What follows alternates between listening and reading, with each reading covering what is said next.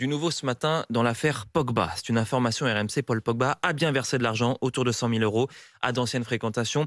Lui qui accuse son grand frère Mathias Pogba, des amis d'enfance également, de chantage et d'extorsion. Contacté par RMC Sport, le président de la 3F, la Fédération Française de Football, Noël Le Graët, espère qu'il n'y aura pas d'incidence pour le joueur en bleu. Et cette affaire met en lumière, encore une fois, le rôle parfois nocif des entourages de joueurs dans le football, comme nous l'explique Martin Bourdin pour RMC.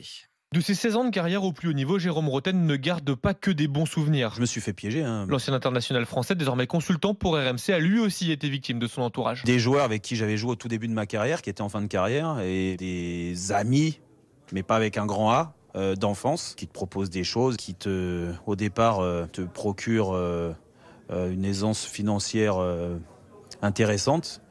Et puis après, c'est plus des problèmes qu'autre chose. Désormais, de plus en plus de personnes, plus ou moins proches, gravitent autour des footballeurs professionnels.